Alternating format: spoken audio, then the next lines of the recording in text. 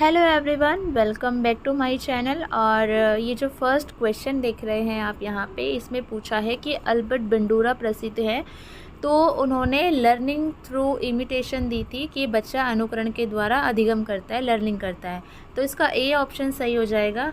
Question number 2 है, एक बच्चा अपनी मम्मी से कहता है कि आज सूरज उदास है, तो वह पूर्व संक्रियात्मक चिंतन की किस सीमा की ओर संकेत करता है।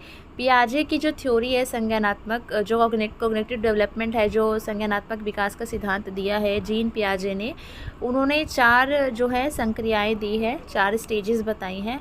उन्हीं 4 स्टेजेस में से एक स्टेज पर बच्चा निर्जीव चीज़ों में सजीवता देखता है। उसको लगता है कि अगर कुर्सी गिर गई है तो कुर्सी को भी चोट लगी, जबकि ऐसा होता नहीं है। तो अगर बच्चा किसी निर्जीव चीज़ में सजीवता देखता है, उसको लगता है कि उसमें जान है, और ऐसा कोई क्वेश्चन आपसे पूछा जाता है कि वो कौन सी स्टेज में है पियाजे की, तो आप आँख मीचकर बिल्कुल एनिमिज्म पर आंसर टिक कर देना, क्योंकि यही वो स्टेज है जहाँ पे बच्चा जो है उसको वो लगता है कि हाँ, निर्जीव चीज़ों में भी सजीवता है। क्वेश्चन नंबर 3 है, निम्नांकित में से कौन सा निरीक्षणात्मक अधिगम का तत्व नहीं है। ऑब्जर्वेशन लर्निंग का तत्व नहीं है, तो ध्यान है, संग्रहण है, उत्पादन है, तैयारी नहीं है।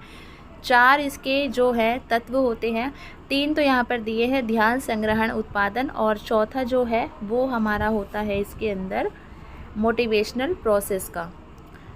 चौथा है, किसने शिशुओं के मस्तिष्क को खाली स्लेट माना है, तो जॉन लॉक इसका सही आंसर है। क्वेश्चन नंबर 5 है, निम्नांकित में से कौन सी प्रक्रिया भावनात्मक बुद्धि के संप्रत्यय में शामिल नहीं है। तो इसमें 3 तो शामिल है, समझ, प्रत्यक्षण, प्रबंधन, रचना शामिल नहीं है। यहाँ पे 4 जो है बेसिकली इसमें संप्रत्यय में शामिल है, लेकिन इसमें 3 दिए हैं, तो रचना के बदले यहाँ पर क्या होना चाहिए था कि भावनाओं का उपयोग करना। ठीक है, अगर 4 अगर आपको वैसे याद भी रखनी हो तो चौथी हो जाएगी भावनाओं का उपयोग करना। क्वेश्चन नंबर यहाँ पे 6 है, ऑटिज़म की सर्वप्रथम व्याख्या की थी। तो ऑटिज़म की सर्वप्रथम व्याख्या किसने की थी, ये आपसे पूछा गया है। तो जो क्वेश्चन नंबर 6 है आपका यहाँ पे, इसका आंसर है कैनर ने की थी। और कब की थी, 1943 में। ठीक है, 1943 में। उसके बाद हमारा इसमें एक चीज़ और है कि सबसे पहले जो डायग्नोस किया गया था ऑटिज़म को, वो व्यक्ति कौन था, वो नाम क्या था, पता होना चाहिए, मे भी पूछा जा सकता है। तो डोनाल्ड ग्रे, नाम तो मैं लिख के नहीं दिखा रही हूँ, सही से लिखा जाएगा कि नहीं, let me check. Donald Gray, GRAY Gray, TRIPLETT template. ठीक है, डोनाल्ड ग्रे टेम्पलेट, ये एक अमेरिका के बैंकर थे। उनमें पहली बार जो है ऑटिज़म को डायग्नोस किया गया था। क्वेश्चन नंबर 7 है, दृष्टि के हटने के बाद मस्तिष्क से हट जाना किसकी उपयुक्त व्याख्या है। Out of site, out of mind, best describes. तो ये हमारा है क्वेश्चन नंबर 7 का ए वाला ऑप्शन सही हो जाएगा। इसमें आपका ए ऑप्शन सही हो जाएगा। वस्तु स्थायित्व की जो भावना होती है वो आपकी आती है आरंभिक संवेदी गामक अवस्था, दृष्टि के हटने के बाद मस्तिष्क से हट जाना। जैसे हम बच्चे से कोई खिलौना छुपाते हैं, एकदम पीछे कर लेते हैं और बोलते हैं अरे अरे खिलौना तो चिड़िया ले गई या कोई ले गया, तो बच्चे के दिमाग से भी हट गया कि खिलौना अभी है। ठीक है, तो ऐसी जो होती है उसको हम वस्तु स्थायित्व बोलते हैं। और ये जो स्टेज होती है ये हमारी होती है आरंभिक संवेदी गामक अवस्था में। अब आप किसी 10-12 साल के बच्चे को बोले कि चिड़िया ले गई, वो तो नहीं मानेगा। ठीक है, तो ये छोटा वाला बच्चा मानता है जो अर्ली सेंसरी मोटर स्टेज में होता है। क्वेश्चन नंबर 8 है हमारा, यदि पहला सीखा गया कार्य नए सीखे गए कार्य में बाधा उत्पन्न करता है तो ये नकारात्मक होता है। ठीक है, ये नेगेटिव हमारा ट्रांसफ़र होता है। हेल्प कर रहा है तो पॉजिटिव, कुछ भी नहीं कर रहा है, ना बाधा ना हेल्प, तो फिर शून्य हो जाएगा। प्राथमिक पुनर्बलक के रूप में क्या हो सकता है, तो एक बिस्किट हो सकता है। प्राथमिक पुनर्बलक जो होते हैं, जो हमारे प्राइमरी रीइंफोर्सर्स होते हैं, वो हमारे जो बिल्कुल हमारी बेसिक रीइंफोर्सर्स होते हैं, उसके अंदर हमारी जो बिल्कुल बेसिक सर्वाइवल नीड्स होती है वो आते हैं, like food, water, shelter etcetera. उसके बाद हमारा क्वेश्चन नंबर 10 है, निम्नांकित में से किसका अध्ययन मनोवैज्ञानिक शिक्षण शास्त्र के प्रतिच्छेद बिंदु पर स्थित है।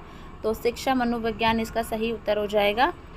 11 है, यह तथ्य कि मछली उड़ नहीं सकती और उल्लू तैरना नहीं सीख सकते। इसका कहने का मतलब क्या है?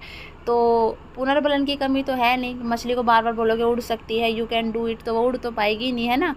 उसके अनुभव की कमी, अनुभव होगा कहाँ से, वो उड़ना जानती ही नहीं है। और जीवों की सुस्ती, भाई उनको बनाया ही ऐसा गया है, ठीक है, जिस काम के लिए। तो अधिगम पर जीव वैज्ञानिक सेवाओं का प्रभाव, मतलब हर एक इंडिविजुअल की एक क्वालिटी होती है और सबके अंदर सारी क्वालिटीज़ नहीं पाई जाती है, तो इसका डी ऑप्शन सही हो जाएगा। 12 है, ज्ञान रचनावाद जोर देता है कि विद्यार्थी सर्वोत्तम तभी सीखता है जो कंस्ट्रक्टिविज्म एम्फसाइज दैट, जो कंस्ट्रक्टिविज्म जो थ्योरीज है वो क्या कहती है कि that individuals learn best when they. तो वो जो क्वेश्चन नंबर 12 है, इसका जो आंसर है वो है हमारा इसका जो हो जाएगा ज्ञान रचनावाद, ज्ञान और समझ को जब वो एक साथ जोड़ता है। प्रत्यस्मरण आ गया, मतलब गलत है, रटना तो हटाई दो। वास्तविक दुनिया की समस्याओं को हल करता है, ये भी ठीक है। सहयोगात्मक, तो ये तो हमारा वाइगोत्स्की ने दिया ये। तो हमारा ज्ञान और समझ को जब एक साथ बच्चा जोड़ता है तो वो ज्ञान रचनावाद उस पर वो देता है, जोर देता है। और पियाजे की थ्योरी का बेसिकली ये जो है क्वेश्चन पूछा गया है इसमें से आपका। उसके बाद हमारा क्वेश्चन नंबर हो गया 12। देन उसके बाद हम आते हैं 13 पे। निम्नांकित में से कौन सा पद का तात्पर्य एक विद्यार्थी के सही उत्तर की संभावना को बढ़ाने वाले संकेतों से है?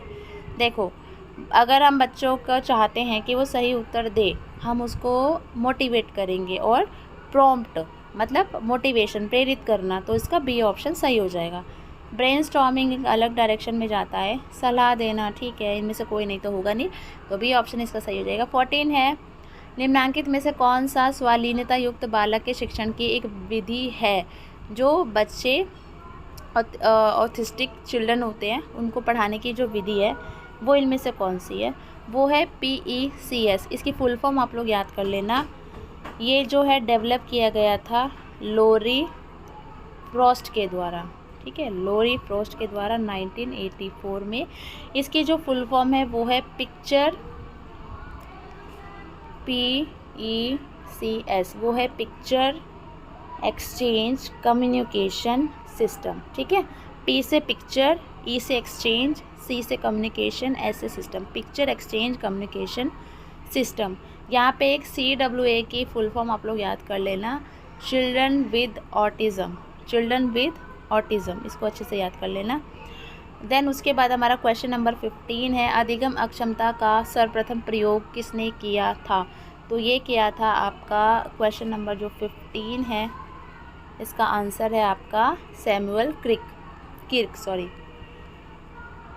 और कब किया था ये? हमारा किया गया था 1963 में। क्वेश्चन नंबर 16 है, सामान्यकृत पुरस्कार के रूप में एक सेकेंड हो सकता है एक टॉफ़ी, एक बिस्किट, एक दवाई, एक धनराशि। ये क्वेश्चन का आंसर मैं आप लोगों के ऊपर छोड़ती हूँ। प्लीज़ मुझे कमेंट सेक्शन में क्वेश्चन नंबर 16 लिख के इसका आंसर ज़रूर बताना। इसका आंसर मैं आपको नहीं बता रही हूँ। क्वेश्चन नंबर यहाँ पे 17 है। 17 में आपसे पूछा गया है कि निम्नांकित में से कौन सा दृष्टिबाधित बालक के शिक्षण हेतु प्रयोग किए जाती है? तो ये इसकी अभी हमने बात कर ली थी, ये तो नहीं होगी। संकेत भाषा भी नहीं, टेलर फ्रेम होगा। और जो टेलर फ्रेम है ये बेसिकली जो मैथ्स के कॉन्सेप्ट होते हैं, जो बेसिक जो होते हैं, सब्ट्रैक्शन, एडिशन, मल्टीप्लिकेशन, डिवीजन, उसको जो विजुअली इम्पेयर्ड होते हैं उन बच्चों को सिखाने के लिए टेलर फ्रेम का यूज़ किया जाता है, और मैथ के जो बेसिक जो है हमारे उसके लिए, ठीक है। तो क्वेश्चन नंबर 17 का हमारा हो जाएगा टेलर फ्रेम। डिसकैलकुलिया एक लर्निंग डिसेबिलिटी है और ये मैथ से रिलेटेड है। कैलकुलिया कैलकुलेटर ऐसे याद कर सकते हो, तो डी ऑप्शन इसका सही हो जाएगा। मॉन्टेसरी विधि का सर्वप्रथम प्रयोग किसके शिक्षण के लिए किया गया था? तो ये किया गया था दृष्टिबाधित वाले बच्चों के लिए, तो सी ऑप्शन इसका सही हो जाएगा।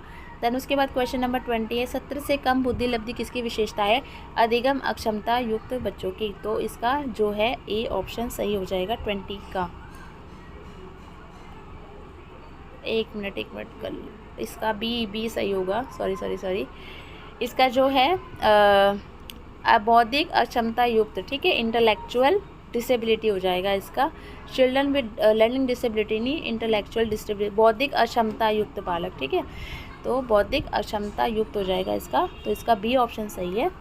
उसके बाद हमारा क्वेश्चन नंबर 21 है, सत्य के बारे में सभी प्रयोजनवादियों के दृष्टिकोण में क्या समानता है? तो इसका बी ऑप्शन सही हो जाएगा। क्वेश्चन नंबर 22 यहाँ पे पूछा गया है, ADHD के बच्चे अक्सर वर्गीकृत किए जाते हैं। तो ADHD के बच्चे अक्सर अधिगम अक्षमता युक्त बालक के रूप में वर्गीकृत किया जाता है। ADHD की फुल फॉर्म कई बार पूछी जाती है। इसकी जो फुल फॉर्म है वो है attention deficit hyper activity disorder, ठीक है। और इसको पहले ADD बोला जाता था, इसको पहले ADD बोला जाता था, अटेंशन डेफिसिट डिसऑर्डर, ठीक है। हाइपर जो H है वो बाद में ऐड किया गया है। देन उसके बाद हमारा 23 है, लियोन फेस्टिंगर प्रसिद्ध है। लियोन फेस्टिंगर प्रसिद्ध है संज्ञानात्मक वैषम्य के सिद्धांत के लिए, और ये 1957 में इन्होंने ये सिद्धांत दिया था। क्वेश्चन नंबर 24 में पूछा है, सकारात्मक मनोविज्ञान का सर्वप्रथम वर्णन किसने किया था? तो ये किया था मार्टिन सेलिगमन ने, ठीक है, EP मार्टिन सेलिगमन ने। क्वेश्चन नंबर 25 है, एक विद्यार्थी बहुत मेहनत करता है ताकि उसे अच्छे ग्रेड मिल सके, तो उसकी कौन सी प्रेरणा है, इंटरनल या एक्सटर्नल? तो इसकी हो जाएगी इंटरनल, ठीक है। ए ऑप्शन इसका सही हो जाएगा। क्वेश्चन नंबर 26 है, केंद्रीय चावल अनुसंधान केंद्र कहाँ स्थित है? तो ये कटक उड़ीसा में। फ्रीडम बिहाइंड बार पुस्तक किरण बेदी ने लिखी है। MS वर्ड उदाहरण है, तो MS वर्ड उदाहरण है एप्लीकेशन सॉफ्टवेयर का, अनुप्रयोग सॉफ्टवेयर का। गोल्फ खिलाड़ी विजय सिंह कहाँ के नागरिक है? फिजी इसका आंसर हो जाएगा। पतंजलि योग सूत्र पता है सभी को। DTT के आविष्कर्ता कौन थे? इस क्वेश्चन का आंसर भी आप लोग मुझे देंगे क्योंकि गूगल पे अलग अलग शो हो रहा है।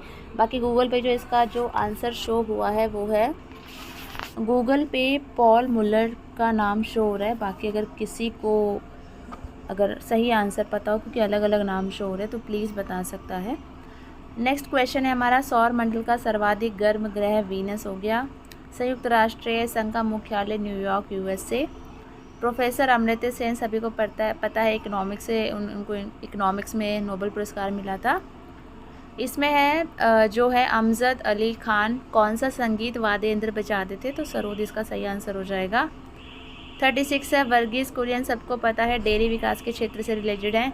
चंडीगढ़ में एक रॉक गार्डन है, और वो रॉक गार्डन किसने बनवाया था? तो वो निकचंद जी ने बनवाया था।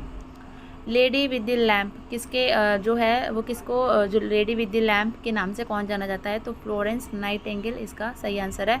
मानव मस्तिष्क का सबसे बड़ा भाग सेरिबेलम होता है। विद्युतीय प्रतिरोध का मात्रक है ओहम। एंथोफोबिया निम्नांकित में से किस भय को स्पष्ट करता है? फूल से भय इसका सही आंसर हो जाएगा। नेक्स्ट क्वेश्चन है, डूरंट कप हमारा फुटबॉल से रिलेटेड है। वी थिंक डिजिटल निम्नांकित में से किस कंपनी का जो है डिजिटल साक्षरता कार्यक्रम है? फेसबुक इसका सही आंसर हो जाएगा। 5G हैकथॉन किस मंत्रालय द्वारा लॉन्च किया गया था? तो ये हमारा संप्रेषण मंत्रालय, मिनिस्ट्री ऑफ कम्युनिकेशन के द्वारा लॉन्च किया गया था। तो हमारा ये क्वेश्चन नंबर हमारा कौन सा था? 45 है, भारतीय विद्यालयों में कृत्रिम बुद्धि आधारित मॉड्यूल के आरंभ के लिए किस एसोसिएशन ने नीति आयोग के अटल इनोवेशन मिशन के साथ समझौता किया था?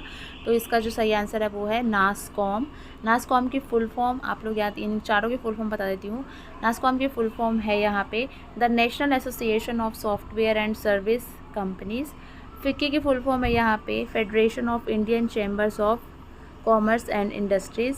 देन उसके बाद हमारा है CII, इसकी फुल फॉर्म है हमारी कोऑर्डिनेशन